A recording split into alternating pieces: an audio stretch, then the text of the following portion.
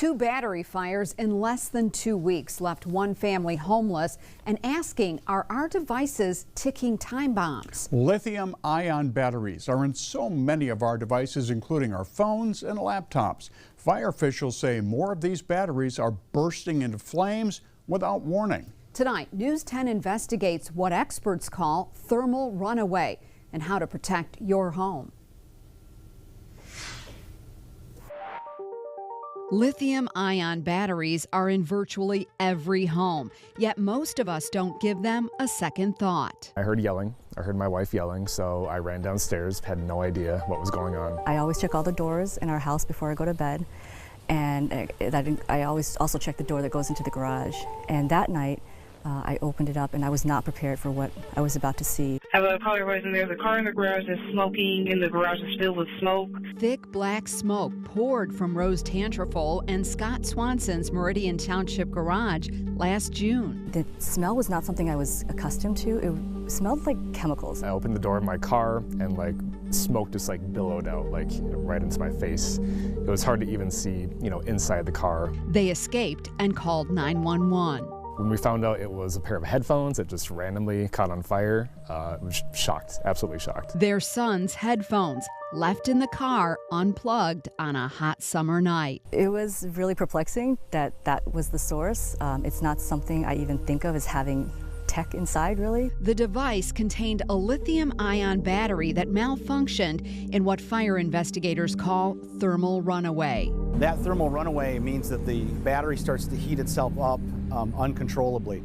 And once one battery cell goes, then the rest of them start going along with it. The car was totaled, but 12 days later, A car advising that a battery exploded and is on fire. Same family, different battery, this time inside the home. And I heard what sounded like a kid's sparkler upstairs in my office. I heard a big pop, and I heard a roaring fire sound after that.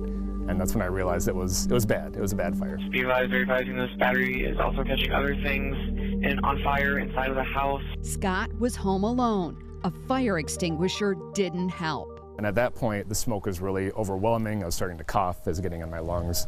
So I left and once again called the fire department. Rose was out of state when she learned about the second fire. My heart just dropped.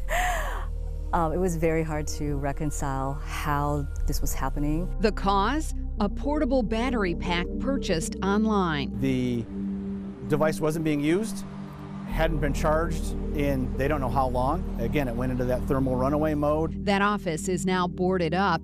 Insurance is covering the costs, but the family had to move to an apartment while contractors repair damage from both fires. There are no words to really describe just that shock of facing a second fire 2 weeks after the first one. These battery fires are exploding nationwide. The Consumer Product Safety Commission estimates 5,000 lithium-ion battery fires happen every year. And that's why Michigan fire departments are tracking every incident. We're behind the 8 ball in terms of safety in some respects. We're getting our hands around the problem as best we can as we go along, but there's still a long ways to go. For Rose and Scott, the numbers don't matter.